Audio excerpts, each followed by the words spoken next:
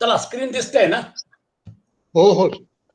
हा, धर्म जो आहे ना, धर्म आणि अधर्म हे जर समजा का कळलं आणि त्याच्या बाबतीत आपला तसा व्यवहार असला तर मग त्याला त्यांनी जे कॅटेगरायझेशन केलेलं आहे त्याच्या ते म्हणजे सात्विक प्रवृत्तींच निवृत्तींच कार्या कार्ये भया भये बंधम मोक्षम च या वेत्ती बुद्धिसा पार्थ सात्विकी. सात्विक बुद्धी जी आहे ती तुम्हाला मोक्ष बंधन हे सगळं जे आहे शरीरात आपलं जे वास्तव्य आहे हे शरीर सापेक्ष वास्तव्य टेम्पररी आहे. हे जोपर्यंत आहे तोपर्यंत व्यवहार, हे जोपर्यंत आहे तोपर्यंत हे सगळं संसारातला सगळा एकूण एक भाग खरा वाटणं स्वाभाविक आहे. पण याच्या पलीकडे शरीर घ्यायचं, शरीरात राहायचं आणि शरीर सोडायचं हे जर समजा का प्रत्येकाच्या नशिबात असेल तर मग याच्या पलीकडे विचार करावा लागेल की शरीर घेतलं, शरीर सोडलं, हे सगळं का केलं?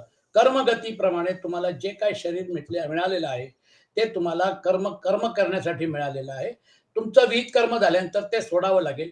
ही जर कॉन्सेप्च्युअल क्लॅरिटी असेल, बंधम मोक्षम च या वेत्ती बुद्धिसा पार्थ सात्विकी. सगळ्यांमध्ये बुद्धी आहे हो, मन बुद्धी अहंकार हे सगळ्यांमध्ये आहेत. आपल्याला फक्त एकच करायचंय, तो जो अहंकार जो आहे ना, तो कार काय करतो? आपलं इंडिव्हिज्युअल अस्तित्व वाढवून सांगतो, त्याला वाढवतो आणि लोक त्या अहंकाराच्या याच्यामध्ये म्हणजे त्या डायमेन्शन मध्ये खेळत बसतात आणि हे माझं ते माझं असं हे ते सर्व मी किती मोठा. आपल्याला तो अहंकार मधला जो कार आहे ना त्या कारला कमी करायचंय. कारला कमी केल्यानंतर मग आपल्याला नेमकं कळेल की आपलं खरं अस्तित्व काय होतं. हे तीन शरीर जे आपण आपले मानलेले आहेत, हे तीन शरीर तुम्हाला जर तुम्ही आपले मानलेले आहेत तर व्यवहारासाठी मानलेले आहेत. पण आता जसा आपला क्लास सुरू झालेला आहे, माझ्याकडे माझी टू व्हीलर आहे, ती टू व्हीलर खाली पार्किंग मध्ये. आता मला सध्या त्याची गरज नाही आहे, मी पार्किंग मध्ये गाडी ठेवलेली आहे. तसं ह्या सगळ्या उपाधींचा उपयोग तुम्हाला जेव्हा करायचा असेल तेव्हा करा ना तुम्ही. पण आता तुम्हाला जर समजा का उपाधींचा उपयोग करायचा नसेल तर तुम्ही त्या उपाधींमधून बाहेर पडा. या उपाधी असल्यामुळे या परमनंट नाही आहेत हे लक्षात आल्यानंतर उपाधींचा यथायोग्य उपयोग करून व्यवहार साधायचा आहे. पण आपला पर्पज काय? उपाधी ज्या आहेत हे आपलं खरं अस्तित्व नसल्यामुळे, हे चेंजिंग हे परिवर्तनशील असल्यामुळे जिथं अहंकाराला धरून आपण या सगळ्या उपाधींचा उपयोग केला, त्या उपाधी ज्या आहेत त्या उपाधी आपल्याला दिल्या गेलेल्या आहेत, हे आपलं नाही आहे. हे जर क्लिअर असेल, कारण शरीर दिलं मग शरीर आपलं असतं तर ते कायम आपल्याकडे राहिलं असतं. म्हणजे थोडक्यात उपाधींचं जे काय विश्व आहे त्याच्यामध्ये स्थूल सूक्ष्म कारण तिन्ही शरीर जे आहेत या तिन्ही शरीरांना तुम्हाला देऊन तुमच्याकडनं विहित कर्म करून घेतलेलं आहे आणि मग त्यानंतर तुम्हाला स्टेजवरून तुमचा एक्झिट. हे जर समजा का आयुष्य असेल तर तुम्हाला सात्विक बुद्धी काय सांगते? प्रवृत्ती मार्ग आणि निवृत्ती मार्ग. प्रवृत्ती मार्ग जो आहे या प्रवृत्ती मार्गामध्ये आणि निवृत्ती मार्गामध्ये काय फरक आहे तर खाली त्यांनी सांगितलेले कर्तव्य अकर्तव्य. गृहस्थाश्रमात राहून ही कर्माचे फळ व आसक्ती सोडून भगवद अर्पण बुद्धीने केवळ लोक शिक्षणासाठी राजा जनकाप्रमाणे किंवा म्हणजे लोक अर्थ ज्याला आपण म्हणतो लोकार्थ लोकसंग्रह. म्हणजे थोडक्यात आपल्याला हे माहिती झालं की आता आपला हे तीन शरीराचा उपयोग जो आहे हा संसाराचा हिस्सा आहे आणि म्हणून तुमचा स्वतःचं काही नाही आहे. कर्म बाहेर योग तुमच्यासाठी हा जर भाग असेल तर राजा जनकाप्रमाणे वागणे हा प्रवृत्ती मार्ग आहे. त्याच्यामध्ये तुम्ही संसारात आहात आणि म्हटलं तर नाही पण आहात. देहाभिमान सोडून केवळ सच्चिदानंद घन परमात्म्यात ऐक्य भावाने राहिलेल्या श्री शुकदेव आणि सनकादिकांप्रमाणे संसारापासून विरक्त होऊन वागणे हा निवृत्ती मार्ग होय. त्यांनी लोकांनी संसारात पडलेच नाही.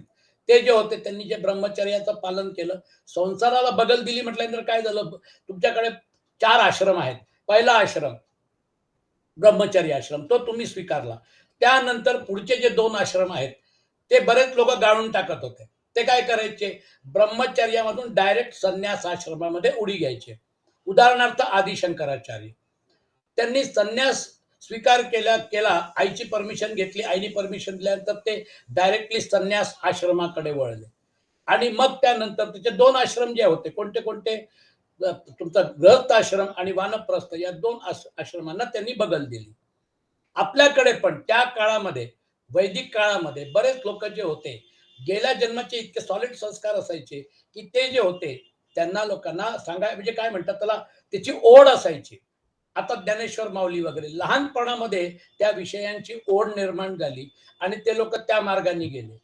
रामदास स्वामी संसाराच्या मंडपात उभं केलं, पण त्याच्यानंतर ते जे वैराग्य होतं जबरदस्त असल्यामुळे त्यांनी तिकडनं पळ काढला आणि ते संन्यास आश्रमाकडे वळले. त्यामुळे तुमच्यामध्ये वैराग्याचं प्रमाण किती आहे त्याच्यावर बरेच डिसिजन होतात. पण ठीक आहे, जर गृहस्थ आश्रमात प्रवेश केलेला आहे तर गृहस्थ आणि वानप्रस्थ हे जे आहेत हे दोन आश्रम करता करता एवढी तर मॅच्युरिटी येते की या संसारात काही अर्थ नाही आहे.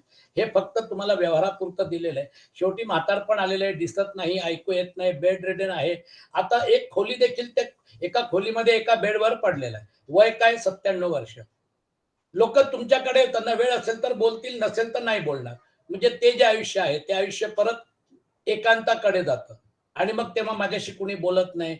मला काही म्हणजे एंटरटेनमेंट नाही आहे. वेळ फार कंटाळवाणा आहे. कसा घालवायचा हे कळत नाहीये. हे झुरत बसण्यापेक्षा तुमचा तुमचा मार्ग क्लिअर आहे ना. आता त्या आयुष्याला तुम्ही उपाधींना जर समजा का चिकटून बसलात तर ते तसं होतं. लोकं म्हणतात, "अहो रिटायरमेंट झाल्यानंतर काय करायचं सुचत नाही जोशी साहेब. फार कंटाळवाणं होतंय आयुष्य. वेळ कसा घालवायचा हे कळत नाही." अरे एकांत जो आहे तो परमेश्वराबरोबर घालवायचा आहे. परमेश्वराबरोबर जर घालवशील, तर तुला त्या एकांताचं सार्थक होईल. कारण तिथं तू आणि तुझा परमेश्वर एक रूपामध्ये वावरू शकतात. तिथे वेगळं-वेगळं नाही. त्या अद्वैताची अनुभूती घे ना. प्रॉब्लेम हा होतो. लोकं परत-परत त्या प्रपंचाच्या याच्यामध्ये जातात आणि मग त्यानंतर हा परमार्थ जो मार्ग आहे ना, आज करू, उद्या करू, परवा करू असं करत-करत आयुष्य जातं आणि मग नंतर कॉल येतो वरून. थोडक्यात हा जो भाग आहे, हा आपल्या दृष्टीने महत्त्वाचा आहे. आणि म्हणून बुद्धी जी आहे, ती बुद्धी त्याचा सदुपयोग जर केला, तर मग ती जी पुढे जी आहे ना, तो आपल्याला पुढचा जो त्रास होतो. कारण राजस बुद्धी जी आहे ती काय करते? यया धर्मम अधर्मम च कार्यम चा कार्यमेव च अयथावत प्रजानाति बुद्धिसा पार्थ राजसी. हे पार्था, मनुष्य ज्या बुद्धीमुळे धर्म आणि अधर्म तसेच कर्तव्य आणि अकर्तव्य यथायोग्य रीतीने जाणत नाही, ती बुद्धी राजसी होय. बरेच लोक जे असतात ते संसार करतात, व्यवहार करतात, पण मग काय होतं त्यांना हे कळत नाही की हा व्यवहार जो आहे यातून त्यांना नेमकं काय उचलायचंय. करतात, चुका करतात आणि आपल्या चुकांनी शिकतात. ती बुद्धी सगळ्यांमध्ये बुद्धी आहे ना. त्यामुळे राजसी बुद्धी जी आहे ना, ती राजसी बुद्धी काय म्हणतात त्याला, तुम्हाला संसाराकडे ओढायचं काम करते आणि त्या संसारामधून तुम्हाला बाहेर नाही पडू देत. त्यालाच आपण प्रपंच म्हणतो. आज जर समजा का आपण बघितलं तर शनिवारी 1 तास आपल्याला काढायचा आहे. तो शनिवारी 1 तास काढायचा असेल, तर मग त्यासाठी तुम्ही किती म्हणजे काय म्हणतात त्याला, त्याची उत्कंठा किती आहे तुम्हाला, की हां, आपल्याला शनिवारी 1 तास काढायचा आहे. का? तर हा परमार्थाचा सत्संग आहे. त्यामुळे परमार्थाच्या सत्संगासाठी पण मला वेळ काढायचा आहे. का काढायचा? तो सत्संग जो आहे तो सत्संग टाईमपास नाही आहे. तो सत्संग जो आहे तो सत्संग तुम्हाला प्रेरणा देतो. सत्संगत्वे निस्संगत्वम्. निस्संगत्वे निर्मोहत्वम, निर्मोहत्वे निश्चलितत्वम, निश्चलितत्वे जीवन मुक्ती. ती पहिली पायरी आहे. सत्संग केल्यामुळे काय होतं? निस्संगता येते. या उपाधींचं आणि या संसाराच्या बाबतीत वैराग्य निर्माण होतं. सत्संगत्वे निस्संगत्वम, निस्संगत्वे निर्मोहत्वम. तो जो मोह आहे, मी आणि माझं, मी आणि माझं, मी आणि माझं, ज्याच्यामुळे एक वेगळं वर्तुळ आपण आपल्या अवतीभोवती तयार केलेलं आहे, ते ढिलं पडतं. आणि मग आपल्याला हे रिअलायझेशन होतं, की सब्जेक्ट आणि ऑब्जेक्ट जे आहे, हे रिलेटिव्ह आहे, हे सापेक्ष आहे. माझ्यासाठी तुम्ही ऑब्जेक्ट आहात, तुमच्यासाठी मी ऑब्जेक्ट आहे, माझ्यासाठी मी सब्जेक्ट आहे आणि बाकी सगळं ऑब्जेक्ट आहे. पण तुमच्यासाठी तुम्ही सब्जेक्ट आहात आणि बाकी सगळे ऑब्जेक्ट आहेत. म्हटल्यानंतर ते सापेक्ष आहे, रिलेटिव्हिस्टिक आहे. रिलेटिव्हिस्टिक जर असेल आणि त्याला जर समजा का आपण म्हटलं, आपण सहजपणे नाही का गाडी घेतो, वापरतो, खाली ठेवतो आणि मग आपल्या घरात येतो. तसं आहे. आपण फ्लॅट घेतो, फ्लॅट वापरतो, तो फ्लॅट विकून टाकतो, दुसरा फ्लॅट घेतो. जसं तो व्यवहार जो आहे, तो व्यवहार करताना तुम्ही त्याच्यामध्ये गुंतून पडत नाही. तुम्हाला फक्त युटिलिटी व्हॅल्यू आहे. ती युटिलिटी व्हॅल्यू जर समजा का बघितली, तर हे तुमचं शरीर युटिलिटी व्हॅल्यू, तुम्ही ज्या गोळा केलेल्या वस्तू युटिलिटी व्हॅल्यू आणि म्हणून ते जे आत्मतत्व आहे, जेव्हा तो देही ठरवतो, की आता मला या शरीरात नाही राहायचंय. वासांची जीर्णानी यथा विहाय नवानी गृह्णाती नरोपराणी. तथा शरीराणि विहाय जीर्णान् अन्यानि संयाति नवानि देही. तो जातो आता आता तो पुढच्या मार्गाला निघाला. आता प्राणोत्क्रमण सुरू झालेलं आहे. डॉक्टर म्हणतात आम्ही प्रयत्न करतोय पण रिस्पॉन्स नाही येत आहे. आता मल्टिपल ऑर्गन फेलियर झालेला आहे. काय करायचं? व्हेंटिलेटर लावलेला आहे, ऑक्सिजन अंडर प्रेशर दिलेली आहे. ही जी अवस्था आहे ही आपल्या आयुष्यामध्ये आपण पण बघितलेली आहे. ही अवस्था जी आहे, ही अवस्था शेवटचा तो जो क्षण आहे, त्या क्षणाच्या आधी जे काय करायचंय ते करून घ्या ना. म्हणून माऊली म्हणतात, "असोनी संसारी जीवे वेगू करी." तुम्हाला काय माहिती आयुष्य किती आहे? पण तुमची जर स्पीड चांगली असेल, तुमची जर स्पीड असेल, तुमच्यामध्ये भाव असेल, तुमच्यामध्ये भक्ती असेल, तर मग त्यानंतर तुम्हाला त्या परमेश्वराची प्रचिती, आत्मसाक्षात्कार होणारच. एवढं कॉन्फिडेंटली माऊली सांगतात आहेत. कल्पना करा. कारण त्यांनी त्या मार्गावर फार आधी पाय ठेवला. अहंकारातला कार जो आहे त्याला मिनिमाइज करून त्या अहममध्ये कायमस्वरूपी राहणारे निवृत्तीनाथ हे त्यांचे गुरु होते. जे आपण सोप्या शब्दामध्ये आपण समजून घ्यायचा प्रयत्न करतोय. निवृत्तीनाथांना माहिती होतं अहंकारातून कार कसा काढायचा आणि अहममध्ये कायमस्वरूपी कसं राहायचं. त्या अहममध्ये कायमस्वरूपी असलेली व्यक्तीच एवढी ताकद ठेवते की रेड्याच्या तोंडी वेद बोलवू शकते, भिंत चालवू शकते. कारण निवृत्तीनाथ त्या अहममध्ये असल्यामुळे दॅट इज द अधिष्ठान, ते बेस आहे. तसं त्यांचा बेस आहे तसं आपलंही बेस आहे ना. त्याच्यामध्ये वेगळं काय आहे?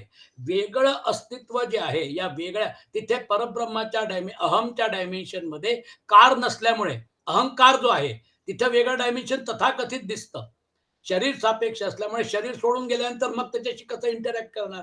थोडक्यात अहंकाराच्या मध्ये वेगळं वेगळं अस्तित्व दिसणं स्वाभाविक आहे. पण कारच काढून टाकला तर वेगळं अस्तित्व जे आहे ते वेगळं अस्तित्व जरी भासत असलं तो भास आहे.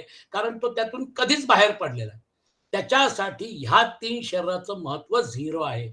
त्यांनी हे तीन शरीर आपले कधीच मानले नाहीत. त्यांनी व्यवहारापुरतं त्याला इम्पॉर्टन्स दिलं. त्या व्यवहारातून तो केव्हाही बाहेर पडू शकतो केव्हाही व्यवहारात घुसू शकतो. म्हणून जी भिंत ज्ञानेश्वर माऊलींनी चालवली त्याच्यावर निवृत्तीनाथ पण बसले होते. जेव्हा रेड्याच्या तोंडी वेद बोलवले, कुणी बोलवले? ज्ञानेश्वरांना क्रेडिट दिलं. कौल कुणी दिला? निवृत्तीनाथांनी दिला. सगळे प्रयोग जे आहेत ते माऊलींनी केलेले, ज्ञानेश्वर माऊलींनी केलेले. पण ते कौल त्याला कौल कुणी दिला? निवृत्तीनाथांनी दिला. मग मोठा कोण? निवृत्तीनाथ. निवृत्तीनाथांना म्हणून ते म्हणतात विश्वात्मके देवे विश्वेश्वरावो. ते जे विश्वेश्वराव ते जे त्यांचं होतं म्हणजे थोडक्यात माऊलींनी हिंट दिलेले की माझा जो भाऊ आहे, माझा जो गुरु आहे तो कुठल्या लेवल पर्यंत गेलेला आहे. सर्वात्म भाव, सर्व भूतात्म भूतात्म भावामध्ये कायम स्वरूपी असणारे निवृत्तीनाथ. म्हणून आपल्याला त्यांच्याकडनं प्रेरणा घ्यायची आहे. अहंकार जो आहे त्या अहंकाराच्या डायमेन्शन मध्ये वावरणारी जी बुद्धी आहे, कारण अहंकार बुद्धीला प्रेरित करतोय. जर प्रायोरिटीमध्ये बघितलं तर सगळ्यात शक्तिमान अहंकार आहे. कारण त्याचं मूळ तुमच्या कारण शरीरात आहे. पण सूक्ष्म शरीरामध्ये असलेली मन आणि बुद्धी यांना तो कामाला लावतो. तुम्ही पुढे बघाल 18व्या अध्यायातच आहे. ईश्वर सर्वभूतानां हृद्देशेर्जुन तिष्ठती भ्रामयन सर्वभूतानी यंत्रारूढानि मायया.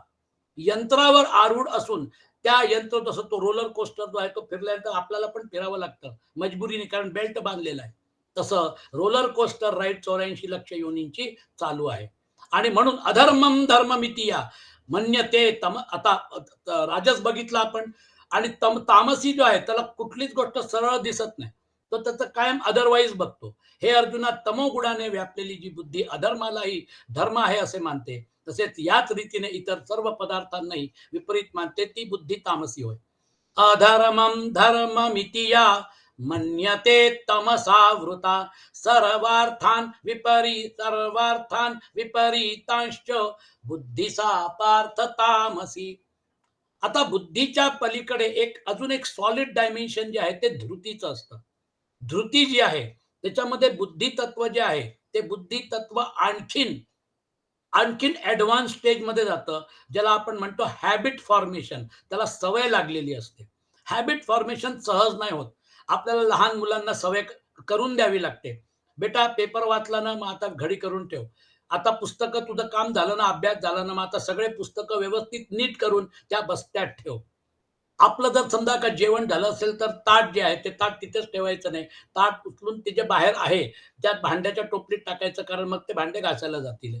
आपल्याला लहान मुलांना जसं एक अनुशासन, एक वळण लावावं लागतं, तसं धृती जी आहे, त्या धृतीने जर एक्सेप्ट केलं, हो मला हे करायचंय, हे मी करणार, हे मी ठरवलेलं आहे. मग त्यानंतर तो वेळ काढतो, सगळं करतो आणि ती गोष्ट करतो. धृती जी आहे त्याला हॅबिट फॉर्मेशनसाठी आपण त्याचा उपयोग करून घेतो. एकदा ती हॅबिट फॉर्मेशन झाली, की मग तो त्याचा शरीराचा हिस्सा होतो. म्हणून कृष्णाने काय सांगितलंय, बुद्धीच्या नंतर पुढची जी स्टेज आहे धृती.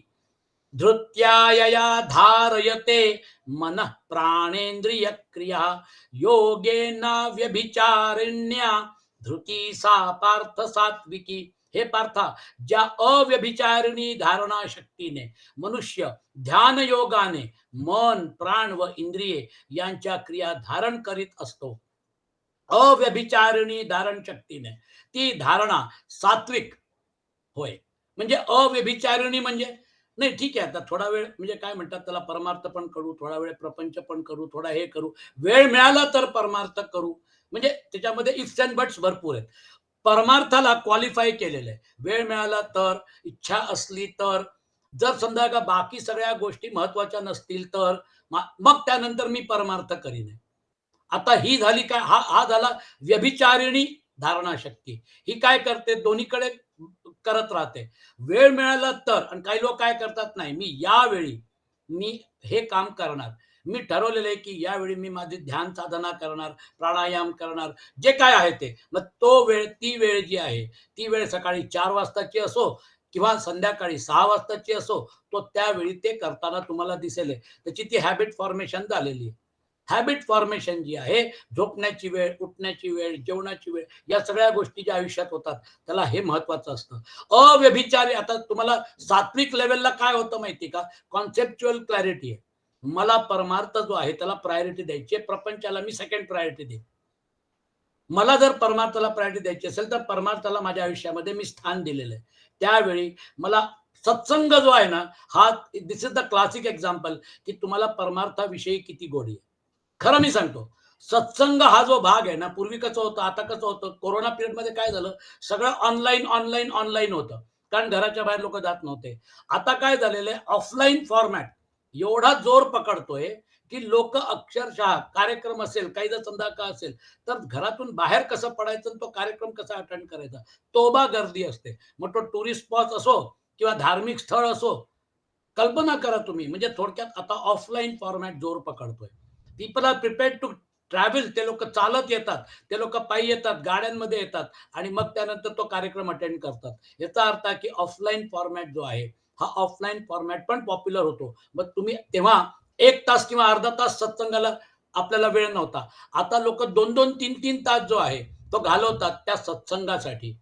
थोडक्यात अव्यभिचारिण्या धृत्याय, कसं आहे माहिती का, ते अव्यभिचारिण्य म्हणजे परमार्थाच्या बाबतीत फर्स्ट प्रायोरिटी. जर समजा का परमार्थ, व्यभिचार म्हणजे काय, आज इकडे उद्या तिकडे, म्हणजे व्यभिचारिणी ज्या स्त्री असते किंवा जो पुरुष असतो, त्यांचं एक कुठेतरी अटॅचमेंट नसतं, कुठेतरी लॉयल्टी नसते, त्याला आपण व्यभिचार म्हणतो. ही अव्यभिचारिणी जी आहे भक्ती, पण जर समजा का व्यभिचारिणी असेल तर मग त्याला अर्थ नाही. अव्यभिचारिणी भक्ती, अनकंडिशनल, जे समजा जर का म्हणजे काय म्हणतात त्याला भक्ती आहे, ते जी भक्ती आहे ती परमेश्वरापर्यंत घेऊन जाते. परमेश्वर पण परीक्षा घेणार ना, की तुम्ही तुमच्या सोयीनी भक्ती करताय की तुमची अनकंडिशनल आहे.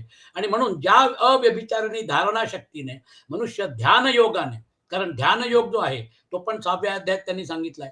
ध्यान योगामध्ये तुम्हाला मन, बुद्धी, प्राण सगळं कोऑर्डिनेट करावं लागतं. त्याची एक संघटित शक्ती निर्माण करावी लागते. आणि मग त्यानंतर आसन, प्राणायाम, हे जे स्टेजेस आहेत हे सिद्ध झाल्यानंतर मग प्रत्याहार, धारणा, ध्यान, समाधी, तो जो प्रोसेस आहे त्या प्रोसेसमध्ये अंतरंग योग धारणा, ध्यान, समाधीपासून सुरू होतो. पण त्याच्या आधी प्रत्याहार, इंद्रिय बाहेर पडतात आहेत कारण त्यांचा आहार बाहेर आहे. त्यांना त्या आहारापासून आतमध्ये घ्यायचं. मग त्यानंतर त्या इंद्रिया ज्या आहेत त्यांची ताकद जी आहे, जी वेस्ट होत होती, ती ताकद आता तुम्हाला अवेलेबल झाली. प्रति आहार, त्यानंतर मग धारणा, ध्यान, समाधी. आपल्याकडे प्रत्येक स्टेजेस वेल डिफाईन्ड आहेत. आणि योगेन अव्यभिचारिण्या धृती सा पार्थ सात्विकी, म्हणजे थोडक्यात त्या प्रोसेसला, ध्यान मार्गाला, भक्ती मार्गाला तुम्ही आता सिरियसली घेताय. मन प्राण इंद्रिय यांच्या क्रिया धारण करीत असतो, ती धारणा सात्विक आहे. तो जो भाग आहे भगवत विषयाशिवाय अन्य सांसारिक विषयांना धारण करणे हा व्यभिचार दोष आहे. तो दोष ज्या धारणेत नाही त्या अव्यभिचारिणी, त्याला अव्यभिचारिणी धारणा म्हणतात. मन प्राण इंद्रिये यांना भगवत प्राप्ती करून घेण्यासाठी भजन ध्यान निष्काम कर्मात लावणे हे त्यांच्या क्रिया धारण करणे आहे. कारण शेवटी ते इन्स्ट्रुमेंट जे आहेत, ते इन्स्ट्रुमेंट तुम्हाला कोणत्या दिशेने वळवायचे ते तुमच्या हातात आहे. गाडी तुमच्या हातामध्ये आहे. त्या गाडीला तुम्हाला कुठल्या दिशेने घेऊन जायचंय हे तुम्ही ठरवता. तसं कंट्रोल्स ज्या आहेत, या कंट्रोल ज्या धारण शक्तीमध्ये आहे, ती ज्या दिशेने फिरवते. म्हणून लक्षात ठेवा, जर समजा का ती क्लॅरिटी असेल, तर धारणा जी आहे it's a very powerful force.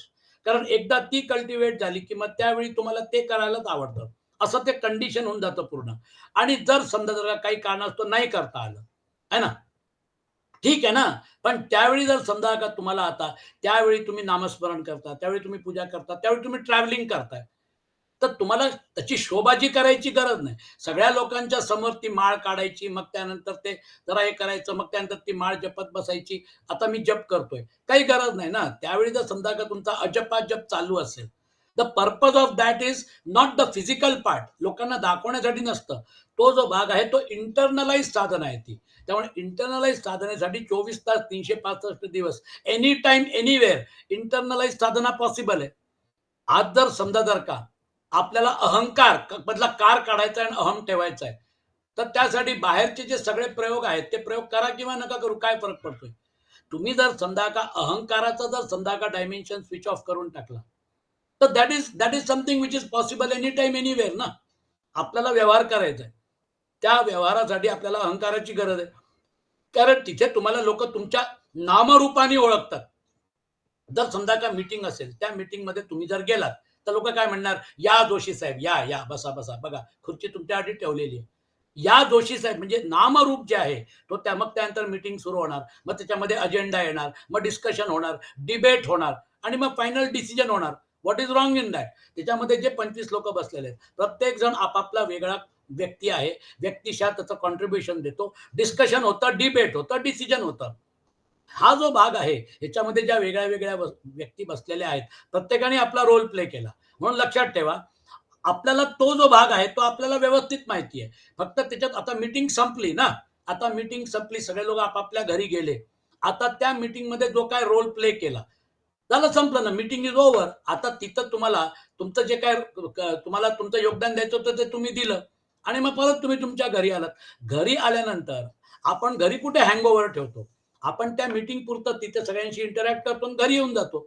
आपल्या व्यवहारामध्ये तुम्ही जर समजा का बघितलं तर 24 तासाच्या व्यवहारामध्ये जसं आपण ऑफिसला जातो, ऑफिसमधले व्यवहार करतो, घरी येतो. घरी आल्यानंतर ऑफिस जो आहे, त्या ऑफिसला आपण डोक्यातून बाहेर काढतो आणि घरचे जे प्रॉब्लेम्स आहेत त्याच्यावर फोकस करतो. आपण 24 तासामध्ये शरीराला रिलॅक्स पण करतो. आपल्या 24 तासामध्ये जर तुम्ही 24 तासाची सायकल बघितली, तर त्याच्यामध्ये त्या शरीरातले व्यवहार जे आहेत, हे व्यवहार होतात. जागृत अवस्थेमध्ये व्यवहार करण्यासाठी तिन्ही शरीर आवश्यक आहेत. कारण ती जागृत अवस्था आहे. स्वप्नावस्था, तुम्ही आता झोपलात. आता स्वप्नावस्थेमध्ये काय होतं? शरीर रिलॅक्स व्हायला सुरुवात होतं.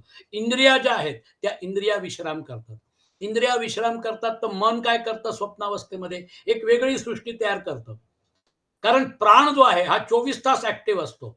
प्राण जो आहे हा फ्लोर मॅनेजर असल्यामुळे प्राण जे आहेत, पंचप्राण जे आहेत, अन्न पचन करायचं, श्वास चालू असतो. हा सगळा जो भाग आहे, प्राण 24 तास ऍक्टिव्ह असतो. पण त्याच्याने काही फरक नाही पडत. प्राणाची ऍक्टिव्हिटी जी आहे, ती ऍक्टिव्हिटी वेगळ्या प्रकारची आहे. मनाची ऍक्टिव्हिटी वेगळ्या. मन काय करतं? काहीही नसताना एक सृष्टी तयार करतो आणि त्याच्यामध्ये तुम्हाला फिरवतो. त्याला स्वप्नावस्था म्हणतात. आता मन पण शांत झालं. मन आणि बुद्धी जी आहे ते पण लीन झाले. मग आता काय होतं? तुम्हाला सुषुप्ती जी आहे, त्या सुषुप्तीचा डीप स्लीपचा अनुभव भेटतो. पण बुद्धी लीन झाल्यामुळे तुम्ही त्याला एक्सप्लेन नाही करू शकत.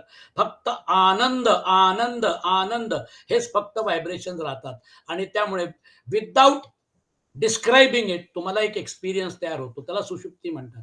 जेव्हा तीच अलाईव्ह असते, जेव्हा तीच yes you are aware, awareness असतो, तेव्हा त्याला तुरीय अवस्था म्हणतात. मग त्यावेळी जे आहे you are aware of what is happening. तिथं काय झालं? तिथे तुमच्या ज्या जे 3 शरीर आहेत, त्या 3 शरीरामधलं कारण शरीर जे आहे, ते कारण शरीरच फक्त तिथे आनंदमय कोश आणि कारण शरीर, ते पण बेस लेवलवर फक्त त्याच फ्रिक्वेन्सी चालू आहे. आता तिथे जर का तुम्ही म्हटलं की कारण शरीर जे आहे ते पण माझं इंडिव्हिज्युअल एक्झिस्टन्स आहे, तो पण अन्नमय कोश आहे. आणि मग त्यानंतर तुम्ही जर समजा का ठरवलं की मला पुढच्या ह्याला मायग्रेट करायचंय तुरीय अवस्थेमध्ये, मग त्यानंतर अन्नमय कोश सोडलं, सॉरी आनंदमय कोश सोडलं, आनंद कोश सुटलं, आता तुम्ही अनंतात गेलं. अनंत जे आहे ते अनंत ओम म्हटल्यानंतर उ म उ म मधून बाहेर पडल्यानंतर त्या बिंदूमध्ये तुम्ही एकदा फोकस झालात की मग तो बिंदू तुम्हाला अनंतात घेऊन जातो. कारण तो अनंत जो आहे ते तुमचं खरं अस्तित्व होतं. त्याच्या पलीकडचं जे काय दिसतंय ते आज आहे उद्या नाही. तुम्ही अॅनलाईज करा स्वतः, मग तुमच्या लक्षात येईल. आणि म्हणून हा जो भाग आहे सात्विक अव्यभिचारिण्य, कॉन्सेप्च्युअल क्लॅरिटी, आणि म्हणून तो जो भाग आहे तो त्याला फर्स्ट प्रायोरिटी दिली आहे कृष्णाने. आणि मग ते म्हणतात यया धर्म कामार्थान धृत्या धारयते अर्जुन प्रसंगेन फलाकांक्षी धृती सा पार्थ राजसी. परंतु हे कुंतीपुत्र अर्जुना, फळाची इच्छा असलेला मनुष्य अति आसक्तीमुळे ज्या धारणा शक्तीने धर्म अर्थ व काम यांना धारण करतो ती धारणा राजसी होय. धर्म कामार्थान, बघा मोक्ष नाही टाकलेलं आहे. याचा अर्थ हा की बरेच लोक जे आहेत त्यांना मोक्षाचा कॉन्सेप्ट टेबलवर ठेवायचं हे माहितीच नसतं. ती जी धारणा शक्ती आहे, जी धर्म अर्थ काम, आणि बाकी बरेच लोक असे असतील अधर्म आणि अर्थ आणि काम, अजून काही बोलायचंच नाही, प्रश्नच नाही. हा जो डायमेन्शन आहे, या डायमेन्शन मध्ये मुक्ती दिसत नाही, मुक्तीची ओढ दिसत नाही. तिथे काय बघा, अव्यभिचारिण्या धृती, तिथे व्यभिचार नाही आहे, तिथे प्रायोरिटी मुक्ती आहे. आणि इथे राजसच्या डायमेन्शन मध्ये प्रायोरिटी मुक्ती नाही आहे, प्रायोरिटी काय आहे, धर्म कामार्थान धृत्याधार, इथे मुक्ती नाही आहे. त्यामुळे अशा लोकांशी जेव्हा आपण चर्चा करतो तेव्हा तुमच्या लक्षात येईल की जसा आपण बॉल भिंतीवर मारला, तो बॉल तसाच्या तसा रिफ्लेक्ट होतो. आणि बऱ्याचदा काय असतं की रिफ्लेक्शनचा जो एनर्जी असते ती एनर्जी बऱ्याचदा रिटर्न एनर्जी जास्त असल्यामुळे तो बॉल जो आहे तो आपल्याला जास्त जोरात लागतो. ती व्यक्ती जी आहे ती उसळून आपल्याला काहीतरी वेडवाकड्यात बोलते. हे बघा जोशी साहेब, मला काही शिकवायची गरज नाही, मला सगळं माहिती आहे, थँक्यू व्हेरी मच, आता तुम्ही जावा. अरे पण असं रिॲक्शन कशाला दिलं? मी तुला काही चुकीचं नाही सांगत आहे. तो एकदम असा फट्टसे रिॲक्शन देतो ना की आपल्यालाच असं वाटतं की आपल्याला थोबाडीत मारली आहे त्यांनी. कारण त्याच्या ह्याच्यामध्ये मोक्ष ही प्रायोरिटी नाहीये. त्याच्यामध्ये जर का अधर्म आणि काम, अधर्माने जर काम आणि अर्थ असेल तर मग काय विषयच संपला. मग आता अशा व्यक्तीशी वाद घालत बसायचं, चार लोकांच्या समोर तमाशा करून घ्यायचा काही गरज नाही. कारण प्रायोरिटी त्याची वेगळी असल्यामुळे. आता हे तर फक्त राजस लेवलवर आहे, इथे त्यांनी मोक्ष काढून टाकला कृष्णाने. फक्त धर्म काम आणि अर्थ हे तीन ठेवलेले आहेत. आता पुढे जे आहे तामसी, तर बघा आणखीन डेंजरस. यया स्वप्नम भयम शोकम विषादम मदमेव च न विमुंचति दुर्मेधा धृती सा पार्थ तामसी. हे पार्था, दुष्ट बुद्धीचा मनुष्य ज्या धारणा शक्तीमुळे झोप, भीती, काळजी, दुःख आणि उन्मत्तपणा ही सोडत नाही, अर्थात धारण करून राहतो, ती धारणा तामसी होय. काय सुरेख उदाहरण दिलंय. विषादम मदमेवच, मद, माज चढलेला आहे, पैशाचा माज, सत्तेचा माज. असे लोक जे असतात त्यांचा माज जिरवणं ह्याच्यामध्ये अनेक लोकांची एनर्जी निघून जाते. त्याचा माज जिरवायचा इतका सोपा आहे का? अहो, साधा दारूचा नशा उतरवण्यासाठी वेळ लागतो, इथे सत्तेचा माज आहे तो सहज नाही उतरत, पैशाचा माज आहे तो सहज नाही उतरत. हा जो मद जो आहे हा इतका डेंजरस आहे, कारण ते जे इंटॉक्सिकेशन आहे, जे बुद्धीमध्ये गेलेलं आहे, तुम्ही त्याला काय वाटेल ते सांगा, तो तुम्हाला हाकलून लावेल घरातून, तो तुम्हाला म्हणेल निकल जाओ यहाँ से, मेरे को सिखाने की जरूरत नाही, आणखीन अपमानित करेल. म्हणजे थोडक्यात आपल्या लक्षात येतं की का लोकांमध्ये ती टेंडन्सी नाही होत की नाही आपल्याला हे पण शिकून घ्यायचंय, हे पण समजून घ्यायचंय. कारण हे आहे की ज्यांच्याकडे पैसा आला, ज्यांच्याकडे प्रतिष्ठा आली, त्यांच्यामध्ये मद जो आहे त्याच्यामुळे त्यांना लोकांना काम करतात, रात्री झोप येत नाही, टेन्शन असतं, त्याच्यामुळे स्लीपिंग पिल्स घेतात, गोळ्या घेतात, सिगरेट पितात, बाकी सगळा नशा करतात. हा जो भाग आहे, पैसा कमवायचा आहे, प्रतिष्ठा वाढवायची आहे, हा जो मद आहे ना, हा तुम्हाला आता समाजामध्ये दिसतोय. कारण कसं झालंय सध्या समाजामध्ये राजस आणि तामस याची प्रचुरता आहे, सत्वाची प्रचुरता नाहीये. यालाच यालाच आपण कलियुग म्हणतो. कलियुगामध्ये तुम्हाला असेच लोक जास्त भेटतील. ठीक आहे, त्यांच्याशी वाद घालू नका, दुरून नमस्कार करा, टाटा बाय बाय करा. ओके, त्यांच्या आयुष्यात ते खुश आहे ना, मग आपण आपल्या पद्धतीने आयुष्य जगायचं. तुमचं आयुष्य कसं जगायचं दॅट इज युअर चॉईस. तुमच्या आयुष्यामध्ये तुमच्या पलीकडे तुम्ही जर निर्णय घेतलाय तर तुझ्या पलीकडे कोणीच प्रिवेल नाही करू शकत. आता जर समजा का आपण we are all majors, we are all mature citizens, मग आपलं आयुष्य कसं जगायचं हे आपल्याला ठरवायचा अधिकार आहे ना. म्हणून लक्षात ठेवा, आपण आता त्या स्टेजला आलेलो आहे की कमीत कमी आपलं आयुष्य तर नीट क्लीन आहे ना, त्याच्यामध्ये सात्विक वृत्ती वाढवायची, दॅट इज पॉसिबल. हे आणखीन डेंजरस स्टेज त्यांनी सांगितली आहे. विषादम मदमेवच नविमुंचती दुर्मेधा धृतीसा पार्थ तामसी. आता त्याला त्या गर्तातून बाहेर काढण्यासाठी कोण त्याला तसा गुरु भेटेल, काय होईल त्याच्या आयुष्यात तसा प्रसंग होईल आणि मग त्यानंतर तो जर त्यातून बाहेर पडणार असेल. कारण आज जर समजा का लोक काय करतात, पैसे कमवतात. आता पैसे कमवल्यानंतर टू व्हीलर घ्यायची, कोणती घ्यायची, हायाबुसा घ्यायची, काय म्हणतात डुकाटी घ्यायची, चांगल्यावाल्या गाड्या घ्यायच्या, 25-25, 50-50 लाखाच्या गाड्या घ्यायच्या. मग ती गाडी कुठे चालवायची? ती गाडी चालवण्यासाठी तुम्हाला हायवे पाहिजे पूर्ण मोकळा, आणि हा बिडू 200च्या स्पीडनी गाडी चालवतोय आणि अचानक कुठलं तरी जानवर आडवं आलं आणि त्याची गाडी आउट ऑफ कंट्रोल झाली, ऑन द स्पॉट खलास झाला. ती गाडी कुठल्या भावात पडली, ते वैभव कुठल्या भावात पडलं, तो माज कुठल्या भावात पडला, प्रॉब्लेम तो होतो. म्हणून लक्षात ठेवा, ती जी धारणा शक्ती आहे ती अत्यंत डेंजरस. आता सुख, कारण आपण आयुष्य जगतो सुखासाठी.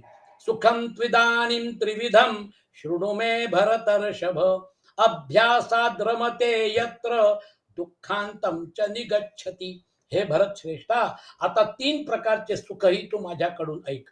ज्या सुखात साधक भजन, ध्यान आणि सेवा इत्यादींच्या अभ्यासाने रमतो आणि ज्यामुळे त्याचे दुःख नाहीसे होते. दुःख जे आहे ते संसारात अनकंडिशनल सुख मिळूच शकत नाही. तुम्हाला कंडिशनल सुख मिळेल. सुख आणि दुःख हे ऊन पावसासारखे, म्हणजे काय म्हणतात रात्र आणि दिवसासारखे एक दिवसाच्या मागे मागे येत जातात. कधी सुख मिळतं, कधी दुःख मिळतं. त्यामुळे जर समजा का तुम्हाला अनकंडिशनल सुख हवं असेल तर अनकंडिशनल सुख अहंकारात नाहीये, अहंकाराच्या विश्वात नाहीये, अहमच्या विश्वात आहे. कारण तिथं अद्वैत आहे. तिथं अस्तित्व जे आहे ते अस्तित्व कायमस्वरूपी आहे. तुमच्याकडनं कुणी ते अस्तित्व काढून घेऊ शकत नाही. ते तू आहेस. तत्वम असी हे जे सांगितलं आहे, अहम ब्रह्म अस्मी, that denotes, that tells you की ते तुमचं मूळ अस्तित्व आहे. बाकी सगळं रेंटेड हाऊस, आज घ्यायचं उद्या सोडायचं. आणि म्हणून सुखम त्विदानीं त्रिविधम शृणु मे भरतर्षभ, अभ्यासात रमते यत्र दुःखांतम च निगच्छति. दुःख अंतम, दुःखालयम अशाश्वतम, असं कृष्ण म्हणतात त्यात संसाराला 8व्या अध्यायात. हे जे आहे दुःख संयोग वियोगम योग, हे ते म्हणतात. ते योग म्हणजे काय? One of the definition of yoga is समत्वम योग उच्चते. वेगळ्या वेगळ्या प्रकारे डिफाईन केलेलं आहे. त्यामध्ये एक डेफिनेशन देतात, दुःख संयोग वियोगम योग. जो दुःखाबरोबर संयोग झाला, त्याचा वियोग जेव्हा होतो त्याला ते योग म्हणतात. कारण संसार जो आहे हा संसार चिकटला आणि त्या संसाराला खरं मानलं, व्यवहार केला आणि मग त्यानंतर शरीर सोडून गेल्यानंतर हा व्यवहार झिरो झाला. दुःखांतम च निगच्छति. इंट्रोडक्शनचा हा श्लोक आहे.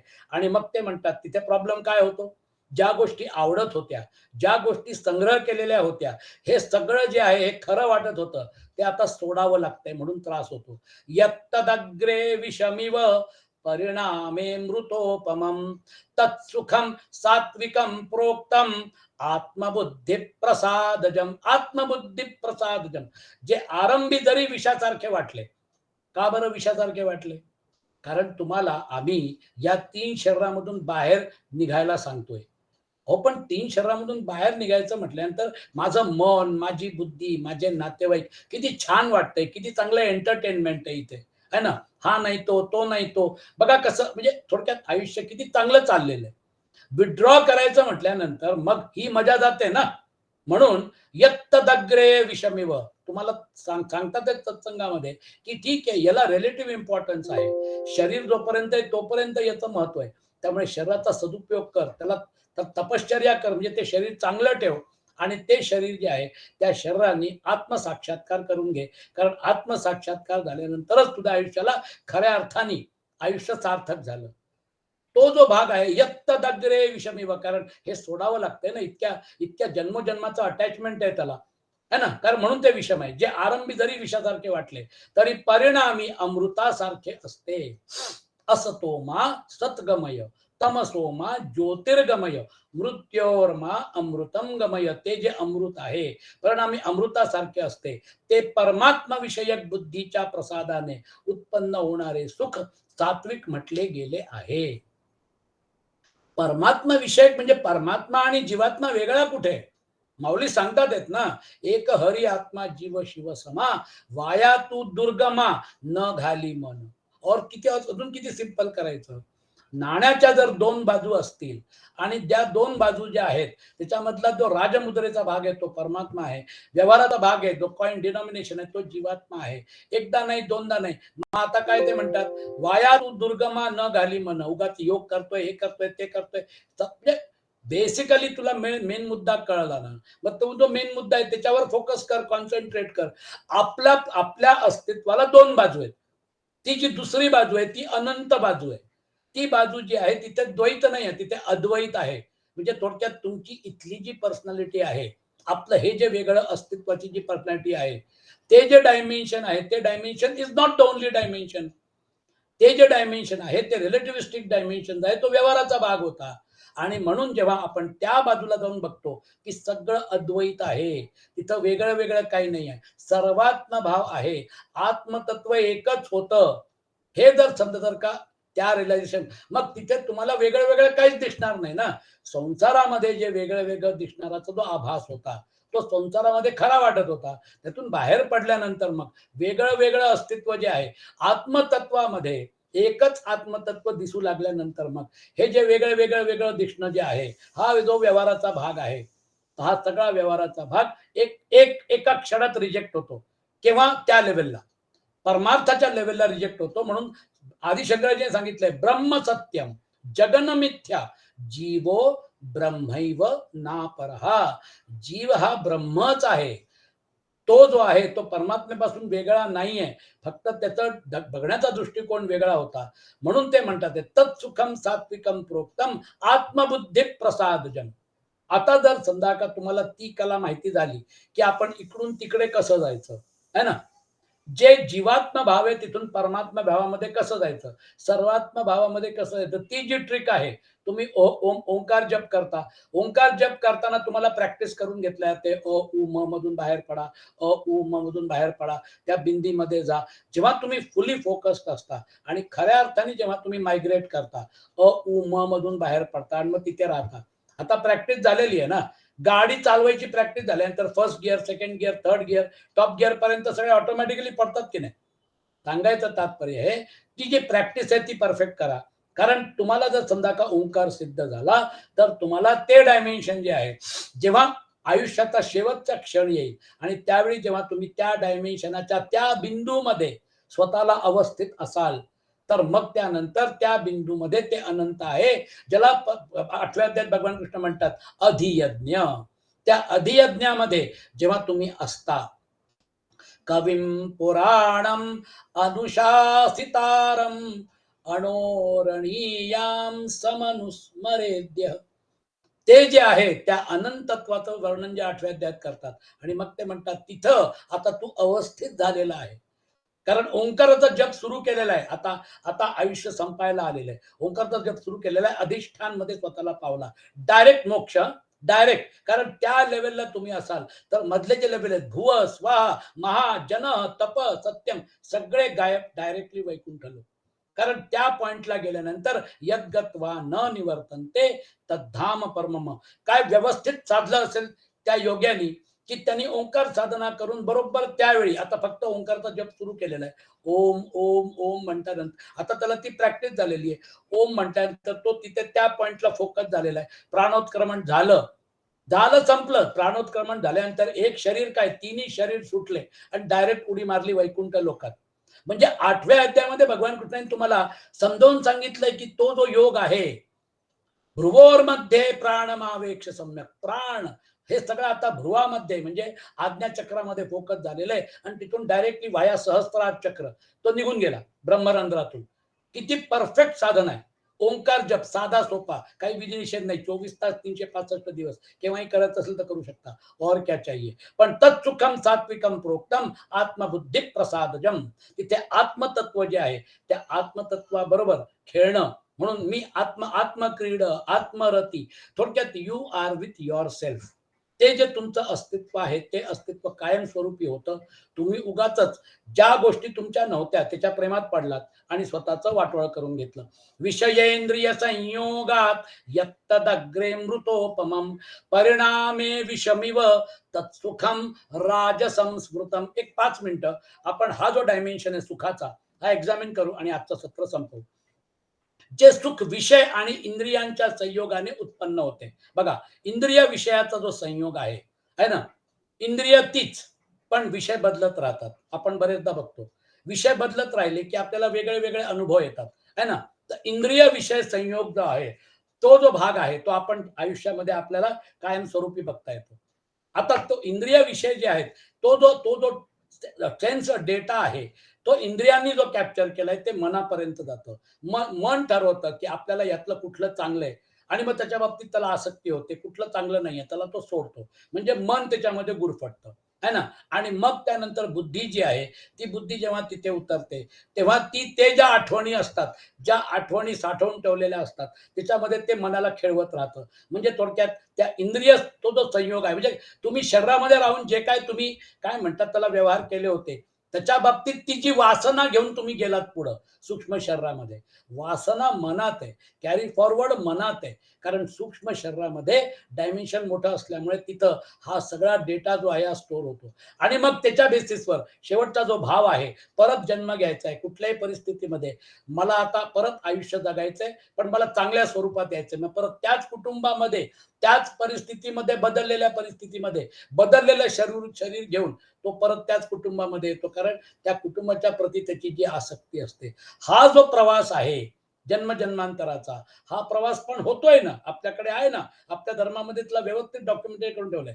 आणि म्हणून संयोगाने उत्पन्न होते. ते प्रथम भोगताना अमृतासारखे वाटत असले तरी परिणामी विषासारखे असते. म्हणून ते सुख राजस म्हटले गेलेले. जी वस्तू किंवा वस्तू किंवा व्यक्ती तुम्हाला आवडते जोपर्यंत शरीर आहे तोपर्यंत त्याच्याशी संयोग आहे. शरीर सुटल्यानंतर ती व्यक्ती इथेच राहिली आणि ती वस्तू पण इथेच राहिली. आता मग काय आता आता तो जो आहे तो भाग कसा काय पूर्ण करायचा. ते भोग जे आहेत ते जे आहे ती आसक्ती कशी पूर्ण करायची. तुम्ही जेव्हा परत जन्म घ्याल तेव्हा ती व्यक्ती तशीच कुठे असेल. ती व्यक्ती जी आहे ती व्यक्ती पण आता नाहीये. आणि ती वस्तू जी आहे ती वस्तू पण जर विकल्या गेली असेल किंवा त्याची विल्हेवाट लागली असेल तर ती वस्तू पण गायब, व्यक्ती पण गायब. मग या संसारामध्ये जर गोळाबेरीज बघितली तर यायचं, राहायचं आणि जायचं हे सगळं जे आहे आपण सगळेच करतोय ना. या उपाधींच्या डायमेन्शनमध्ये आपण सगळेच त्या उपाधींना कवटाळून आपलं मानून व्यवहार करतोय. त्या उपाधींचा जो व्यवहार आहे तो व्यवहार सापेक्ष असल्यामुळे त्याला कवटाळू नका. फक्त व्यवहार करा. व्यवहार करताना त्याला कवटाळलं की प्रॉब्लेम होतो. म्हणून भगवान कृष्ण म्हणतात, "परिणामे विषमिव तत्सुखम राजसं स्मृतम्." जर त्याच्या बाबतीत तुम्ही कवटाळून राहिलात, आसक्ती निर्माण झाली, मग सोडताना त्रास होईल, सोडताना प्रॉब्लेम होईल. आणि म्हणून लक्षात ठेवा या व्यवहारामध्ये गुंतून न पडता व्यवहार जर करता आला, तर मग तुम्हाला खऱ्या अर्थाने भगवद्गीतेचं तात्पर्य कळलं. आणि हा राजसचा जो भाग आहे तो समजल्यानंतर मग तामसच्या भागामध्ये तर ते म्हणतात म्हणजे totally it should be rejected.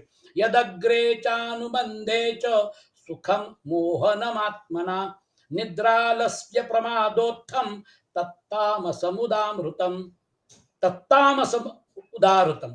हे जे सुख भोगकाली आणि परिणामीही आत्म्याला मोह पाडणारे असते ते झोप आळस आणि प्रमादापासून उत्पन्न झालेले सुख तामस म्हटले आहे. अहो आता गणपती उत्सव करायचा आहे ना, मग काय करायचं. डेक मागवायचा, जरा जोरदार आवाज व्हायला पाहिजे, खूप जास्त शोर शराबा व्हायला पाहिजे, डेसिबल लेवल वाढले पाहिजेत, लोकांना त्रास व्हायला पाहिजे, जास्त पैसे खर्च करायला पाहिजे. का? अहो तुम्हाला गणपतीचा उत्सव मनवायचा आहे. ते जे अथर्व शीर्ष आहे ते अथर्व शीर्ष जे आहे त्या अथर्व शीर्षाची साधना करा. तो जो बीज मंत्र जो गणक ऋषींनी दिलेला आहे, ओम गं गणपतये नमः, ओम गं गणपतये नमः. तो जो बीज मंत्र आहे, तो बीज मंत्र तुम्हाला लिमिटेड डायमेन्शन मधून अनलिमिटेड डायमेन्शन मध्ये घेऊन जाण्यासाठी दिला होता. आणि म्हणून ते जे आहे गणक ऋषींनी तो जो बीज मंत्र दिला, तो म्हटल्यानंतर मग एकदंताय विद्महे वक्रतुंडाय धीमहि तन्नो दंती प्रचोदयात. आता मला तिकडे गेल्यानंतर आता मला तो गणपती कळला. एकदंताय विद्महे वक्रतुंडाय धीमहि, त्या गणपतीची मी उपासना करतो. आणि मग तो जो आहे तन्नो दंती प्रचोदयात, तो जो एकदंत आहे, तो जो गणपती आहे, तो माझ्या बुद्धीला प्रकाशित करतो. तो त्यांनी करावं असं लिमिटेडला अनलिमिटेड करण्यासाठी या पूर्ण प्रयोगामध्ये 10 दिवसाच्या गणपती उत्सवामध्ये तुमचा अल्टिमेट पर्पज काय होता? त्या गणपतीला समोर करून त्याची ध्यान, त्याच्या मूर्तीचा एक उपयोग करून तुम्हाला तुमची साधना करायची आहे. तो जो बीज मंत्र जो आहे, तो बीज मंत्र सिद्ध करायचा आहे.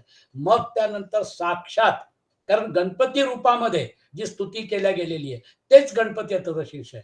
त्वं साक्षात आत्मासि नित्यं ऋतं वच्मी सत्यं वच्मी त्वं ब्रह्मास्त्वं विष्णुस्त्वं, सगळं तुझं स्वरूप आहे.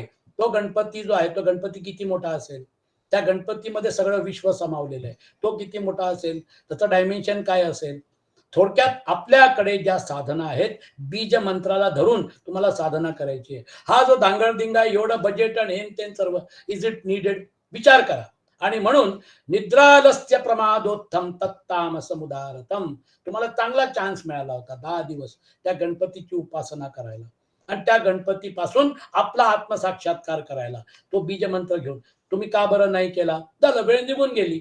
थोडक्यात प्रत्येक साधना, जेव्हा देवीचं नवरात्र बसतं, त्याचे जे बीज मंत्र आहेत, ते बीज मंत्र जे आहेत, ते बीज मंत्र म्हणायचे देवीची, म्हणजे जे साक्षात देवी होते है ना, प्रत्येक देवता जी आहे त्या देवतेला आपल्याकडे, प्रत्येक देवता जी आहे त्याचा आधार घेऊन देवी भक्त जे असतात ते म्हणजे शक्ती मार्गी असतात, शक्ती संप्रदाय, शिव शक्ती शैवाइट्स आहेत, शक्ती ची उपासना करणारे आहेत, गणपतीची उपासना करणारे आहेत, वासुदेवाची बालाजीची उपासना करणारे आहेत. प्रत्येक देवता जी आहे ती अल्टिमेटली तिथे जाऊन कन्वर्ट होते, कारण ऍट द अल्टिमेट लेवल एक परब्रह्म परमात्मा आणि त्याच्या योगमायेशिवाय काहीही नाही आहे, ते एकच आहे. म्हणून गणपतीचे जे उपासक आहेत, ते गणपतीचे जे उपासक आहेत त्यांच्यासाठी आपण गणपतीवर शिष्य म्हणतो की गणपती गाणप, तो जो संप्रदाय होता, गणपतीला मानणारे लोक जे होते, त्यांच्यासाठी हा जो महत्वपूर्ण जो अथर्व शीर्ष आहे त्याचं पठन करून अल्टिमेटली तुम्ही तिथपर्यंतच गेला ना. आणि म्हणून लक्षात ठेवा, तो जो मंत्र आहे बीज मंत्र, तो बीज मंत्र तुम्हाला तिथपर्यंत घेऊन जाण्यासाठी मदत करतो. तसंच ओंकार तुम्हाला तिथे घेऊन जाण्यासाठी मदत करतो. हे सगळे सिद्ध मंत्र आहे. आता हा जो निद्रा, आलस्य, प्रमाद असं जर समजा का असेल, तर हा कशाला त्याच्या बाबतीत विचार करेल? त्याचं पूर्ण बजेटिंग किती खर्च दोषी आहे? 10 लाख रुपये खर्च. काय काय करणार आहे? डीजे बोलवणार, याला बोलवणार, त्याला बोलवणार, हे करणार, ते करणार. अरे मेन काय नाही, त्याच्या बाबतीत तर विचारच नाही केला ना. मग पूर्ण ते जे आहे ते पूर्ण तामसच्या डायमेन्शन मध्ये गेलं. आणि म्हणून सध्या तुम्ही बघताय लोक त्या डायमेन्शन मध्ये खेळणारे लोक जे असतात, त्यांच्या बाबतीत आपल्याला कीव येते, पण आपण काही नाही करू शकत. फॉरगेट इट, जाने दो. आता आपला म्हणजे काय म्हणतात, सत्संगाचा जो भाग आहे त्याच्यामध्ये आपल्याला तीन तीन गोष्टी त्यांनी या सांगितलेल्या आहेत: राजस, तामस आणि सत्व. सात्विक कल्टिवेट करायचे, लक्षात ठेवा. आपल्याला या आयुष्यामध्ये जर परमात्मा प्राप्ती करून घेतील तर सत्व जे आहे ते कल्टिवेट करायचंय. ओम असतो मा सत्कमय, तमसो मा ज्योतिर्गमय, मृत्योर्मा अमृतं गमय. ओम शांती शांती शांती.